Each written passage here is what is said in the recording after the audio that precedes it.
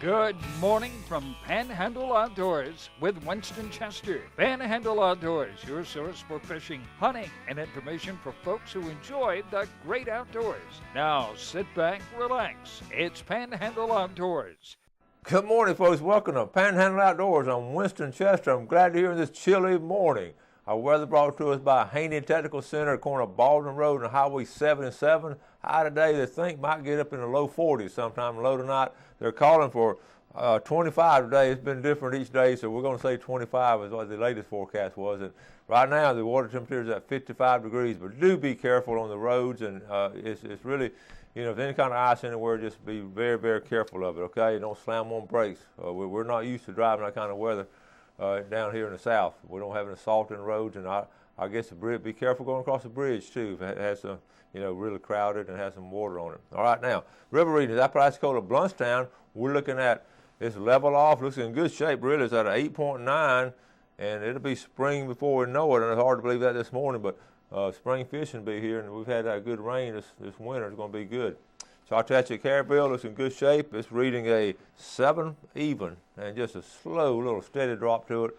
Should be in good shape this weekend if this, of course, we might get some melted snow going into it, so we don't know how much it's going to go up by the weekend. Our tides brought to us by Kent Forest Lawn Funeral Home and Cemetery. Our tides look good today, low at 553 and a high at 810. Kent Forest Lawn Funeral Home and Cemetery. Their motto is when carrying counts.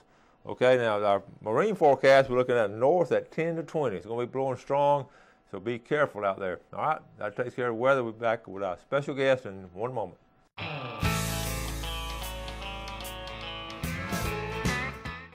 All right, welcome back, and welcome Captain Ken Paramore. Good morning. How are you? I'm doing great, Ken. We're sitting talking about a video I had yesterday about it's tough being an outdoorsman here in Panhandle, and Ken, you can identify with that. It's something to do every month, isn't it? You know, there's very few. I think you mentioned, I don't know, a few months ago, a year ago, February, you know, is usually the slowest and the most boring, you know, of all the months that we have, you know, in the year between the transitions and not having really a whole lot of outdoor to do with hunting season winding up and the fishing hadn't started. But you're right. The other months of the year, it's usually wide open for the outdoorsmen. And well, it's just good we have understanding wives. And but you know, you mentioned we just bring our hunting stuff in. I didn't mention this on the video. We just bring our hunting stuff in, our fishing stuff. We try to just sit it over here because we're going to use it this weekend. Yeah, you know, my wife, especially when I get in from hunting, especially if it's cold and you've layered up with clothes and all your gear and you throw it in one spot, and she says, you know, why don't you put that stuff up? And I said, well, I'm going to be putting it on in the morning again, so why should I put it away and then have to dig it back out? The same with fishing, you know, if you get in and you put all your fishing poles, you know, somewhere, and if you're going to go in the next day or two, why put them where they stay when they're stored? So. All right, I'm glad you said that. See, Gail, I say the same thing. I'm not the only one who does that kind of stuff. No, it's and you get behind on all your other honeydews too, because everything has to wait, you know, while you're hunting or fishing. That's the truth. Well, what's going on with the FWC and here at hunting and about the? There's a lot going on. It's been a busy month for the FWC and our guys statewide, but up here particularly. Probably as everybody's figured out by now, the rut is here. Mm-hmm. A lot of people I've talked to throughout this part of the area, you know, it's either just coming in, it's been going for a little bit, depending on this weather. So between now to the end of our season should be, you're going to get after one and have a better chance than what I've had in the last month or so. Mm-hmm. It's time. They're starting to scrape and they're starting to see them chasing, and so it should be good here in the next few weeks. Well, I've heard good reports on it too, and we've shown a lot of pictures already. So yeah, right. It looks good. But while we are talking about being in the outdoors, whether it's hunting or fishing or you know, bird watching or photography, is let's talk a little bit about outdoor safety. When it's cold, and it's been cold this winter. This January has been cold. Probably the coldest since like 2010 when we had that week or 10 days of cold. Mm-hmm. But being outdoors in the cold and hypothermia is, or preventing hypothermia actually, if something should happen, whether you fall out of your tree stand, if you fall and break a hip or a leg and you have to lay out in that cold, or if you're in a boat and the boat capsizes and you go in the water with water temperature, 50 to 55 degrees. Yes. Hypothermia doesn't take long, and you'll succumb to it really quick. And there's really not a whole lot you can do about it unless you either are dressed for it and or you have, in the case of a boat, let's say a life jacket. We've had some instances here of late where people have gone in the water and succumbed to hypothermia. One comes to mind, the young man on Lake Seminole that was hunting ducks, and the duck boat, it capsized and they went in the water.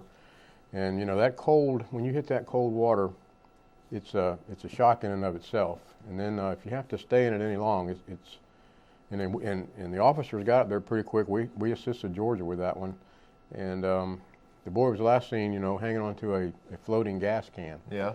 And when our officers got there, they found the gas can, and he had already he'd let go of it or whatever had happened, and they found him a few hours later. But yeah, I was thinking about that, Ken, and when I heard the details on that, of course, you never know the situation, but I try to tell my students and all, if there's anywhere you can get to shore as quick as you can, get there in cold water. And his two friends, they made it to shore. Yeah. And for whatever reason, he wasn't able to. And it was a sad thing. The boy was 17. He was a high school standout, and just out recreating, and things happen. And things happen, and with it cold and the water cold, it even compounds the possibility of something further worse happening to you. If he'd have went in the water on Lake Seminole in July, he might have been okay as far as the hypothermia and the cold water is concerned. But in this case, he didn't. Another thing I want to stress is gun safety. How safety, the handling of a gun is important. We had a young lady that was injured in a hunting accident just this last weekend, and you got to control that muzzle and be aware of that, that muzzle and that gun safety at all times. Accidents happen, and people get, they get complacent or don't think of it happening, and then all of a sudden it happens. But, between the hypothermia and the cold water, and then gun safety, in the woods and waters this time of year, it's really something to be concerned with and be, foremost on everybody's mind to get through safely. Yeah. And it can be challenging also because of just the different circumstances you put in. You may go hunt today, and then tomorrow you're going to have different conditions. And you may try to do the same thing. You have different conditions. Tree limbs may fall, and I know sometimes walking in the dark, you think you're on the same path you had. I've done this before. You stumble on a tree limb that's been blown down the night before. And you mentioned ice. Ladder stands with ice. I know years ago I went to Kansas hunting, and I'd never seen snow in my life, and I was 50 years old. And we went to climb up in some ladder stands, and it had snowed that night, and it was cold. And if you have like rubber-soled boots or whatever, the ice will stick to those rungs on those ladders. And when you start to go up a ladder stand, you'll slip off, of a ladder stand, due to ice on it. We're not used to that here, just like, driving on the roads. But I have a feeling, probably this morning and tomorrow morning, those tree stands are going to be icy on the ladder. So be careful, just the outdoors and the weather conditions. Right. Okay. Some good points right there. Let's take this break, and we'll be right back.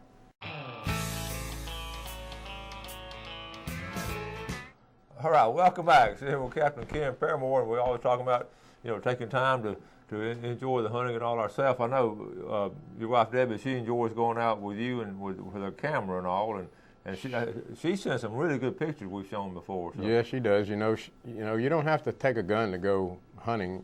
She goes through the motions with me, and I put her in a stand, and she gets camoed up, and she sits there and waits in front of a place, just like I would if I was hunting, and she tries to get good pictures. Well, all this season, she's had some does come in and a little spike come in, and she's got some pictures, but she's never actually seen a good buck come in. So the other afternoon, I dropped her off at a stand, and I go on another place to sit, and I got in my stand, and just as I sat down, I get this picture on my phone, and it was that buck. This was at her stand. She has a camera. Yep. And you're at another stand with a gun. I thought, she was messing with me and had maybe found a picture in a magazine or something and sent sent it to me. Goodness gracious. I hadn't been gone 30 minutes, and that buck walked in on her, and she was tickled to death because she got a bunch of pictures of him.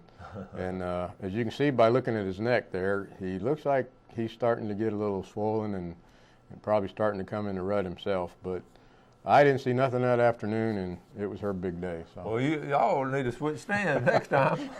I couldn't believe it, but you know, stranger things have happened. So, and that's hunting. That goes to show you that you never know when one's going to show up. So you just have to put in your time and be in the right place. That's cool. Good job. Let's talk about duck season. You know, we had duck season closed Sunday, and I've been up in the Panhandle now going on 16 years, and this was probably the busiest and the most active duck season for our duck hunters that I can remember in a number of years. Yes. And I know from my house in Lynn Haven, Sunday evening, afternoon, I could hear them on North Bay up until the last minute of shooting hours, hammering away at them because, you know, it was the last afternoon and I knew they were getting after them, you know, and you could hear them. But everybody, you know, even the duck hunters that had kind of put the guns away and the stuff away over the years because it was just kind of ho-hum to do, everybody brought their gear back out. And, I was one of those that had put my stuff away for, you know, I know people tired of hearing, but I used to do it all the time. I just finally put it away. But this has been the year that brought it back. Cause your guys saw it on a daily basis. And the redheads, you know, were uncommon back when, sort of, kind of, you know. And this year, redheads were everywhere. And over on the Navy base where our office is, there's a holding pond or a retention pond there, and there's hundreds of them in there every day. And it's just something to see. And I think it's because it got cold up north early, and we've got water everywhere. And the duck hunters had a ball, and I'm glad for them because a lot of times people had to travel to go places to really get in a good duck hunt. And a lot of these boys around here were you know, they really had a good time. Yeah, they used to go to Louisiana and all, but now they do the same thing here. It was something. Matter of fact, I've got a duck case I'm going to talk about, you know, maybe in the next segment.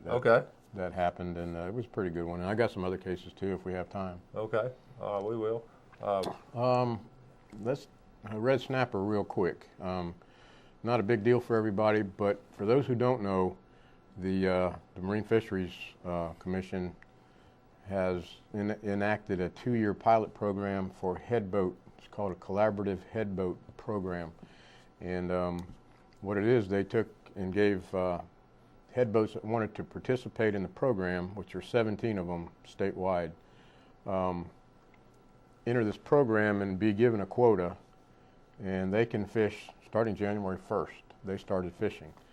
And they can take charters, or you know, it's a headboat, so they can take patrons and go snapper fishing, and some already have out of the Destin area. And their quota was based on a study from 2011 to 2013 of what the headboat harvest was. So whatever that average was, from what I understand, they just kind of divvied that back to them. That's what they caught previous years. And so they can go at any time now. So the message is, if you want to get with one of those headboats, there's only one in our area that's operating out of St. Joe. Okay. But they're taking charters, or they're going to be. Some of them are going to limit it to 1 fish per person to allow them to be able to fish longer, but they can fish all year and report their quota, and until they reach their quota, they can continue fishing. And the people who are on the boat, when they leave the boat, I think they've come up with a tagging program where they can tag their fish. So if they get checked off the water somewhere and they're in possession of red snapper, we can figure out that they went on a trip and they didn't go harvest them illegally. All right. So it's a new program. It's a 2-year pilot. I guess Marine Fisheries Commission is going to try to decide if that's the way to go for headboats, to allow it's more opportunity over a period of time, but it shouldn't impact the quotas that were taken previously, because it was just sliced off of and given to them because that's what they caught in previous years. But they're catching snapper down, you know, off of Destin. I know those boats are already taking people. Okay, I was going to ask you, has anybody been out on it yet? They've already been out, and Some are charging them, you know, whatever their day trip is, and then some are allowing 1 fish or 2 fish, depending on how long they want to, you know, be able to go fishing. Okay. So, and they have to be in the program to participate and do this. So, Okay. and they can only fish in federal waters, and it also includes gag grouper. Okay, so they can catch grouper too? Okay. Gag grouper, yes, That's because it's closed. That's interesting. Because it's closed now too. So Well, it's new. The word really hasn't got out much. But if you see people that talk about going snapper fishing and/or bring snapper home, they Yeah. are. If they went on one of those boats, they're legal. And these are mainly the head boats? Head boats Yep. only. Okay. Yep. It's And we don't know where and none out of this area chose to participate, Okay. other than one in Gulf County out of the marina there in Port St. Joe. Okay, what do you think about, we're still going to have a regular snapper season Yes. in June? I mean, But I believe it's set. I think Yeah. it's a 40-day deal already. Okay, June 1 for 40 days. okay. And we'll have more about that in the coming months. Yeah, that'd be interesting. Yeah. We'll try to follow some of that too. Let's take this break and we'll be right back.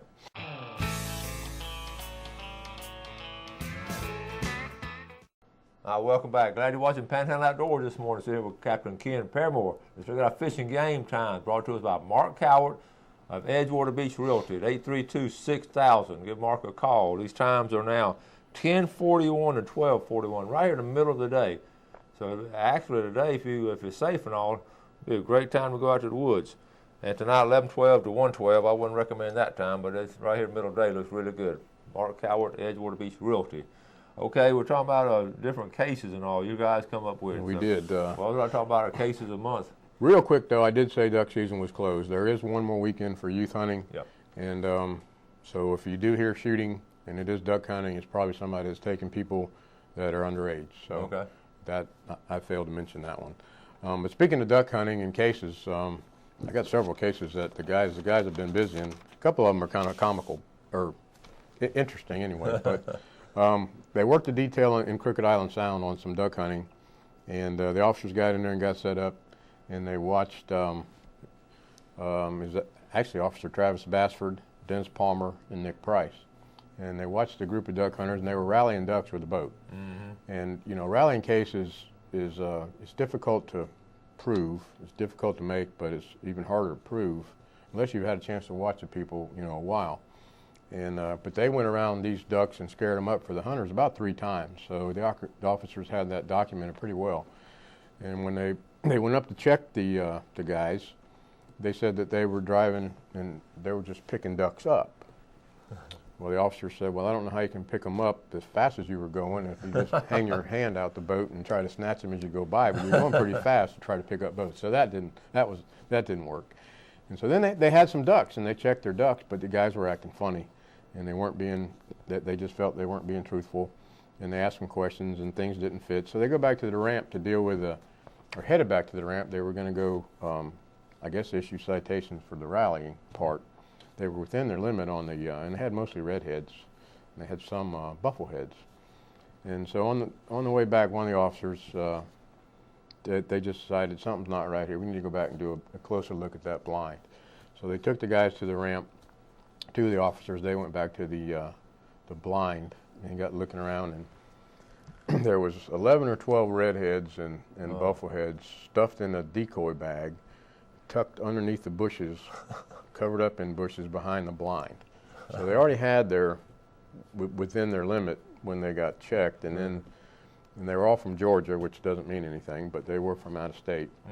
And the ducks, there was ended up, I think, being 12 mixture of redheads in addition to what they had that were tucked in this decoy bag behind the blind. So the other officers came back to the ramp with that bag full of extra ducks. So they knew they busted. they kind of hung their heads and oops. So that didn't work out too well for them. Another case was an interesting case the other night evening. Officer Steve Wicker was coming over the Hathaway Bridge. It was just getting dusk, and got behind an SUV and had one of those hitch carrier things on the back of the SUV. And as he got up, he was going to go around it actually because it was going, a little slow. And as he went to go around it, there was a deer on that rack, and it had a climbing tree stand on top of the deer. And so he started to go around, and when he looked at it, he said to himself, "I don't see any horns." So as he went to pass the SUV, he decided to take a look, so he let off the gas to let it catch up so he could look at the deer. Well, then the guy in the cart, he let off his gas. So he didn't want him back behind him. So when he finally got back behind him, he said, that deer doesn't have any horns. So he did a traffic stop and stopped the guy, and that deer had 2-inch antlers. Oh, man. He had killed him, was trying to get it home, I guess right there after dark or right at dark. And I don't know why you drive down the highway with an illegal deer on the outside of your car. But That's not real smart. no, but this guy did. And then one more, Lieutenant Lehman Keene was working some bait in the econfinement management area over the weekend. And there was a pile of corn in a tree stand, and they'd been looking at this place. This guy had been coming and going. They hadn't quite caught him there. So this morning when Lehman got there, he walked in there, and the man was in the tree stand. He was in there. So he went back to hide his truck better and got his truck put up because he was just checking to see if anyone was there. The corn pile was still there. You can't bait in the management area is where we're going with this. And so when he walked back there, he looked with his binoculars out in front of the tree stand, and there was a deer standing out there, and it was a doe. He thought it was a doe deer, and so he didn't think too much about it at the time. But that deer walked in front of that man, and the gun went off. Oh, no. And the man shot the deer, and it ended up being a little nubbin buck. So he had taken a shorthorn deer and hunting deer over bait. Oh, my goodness.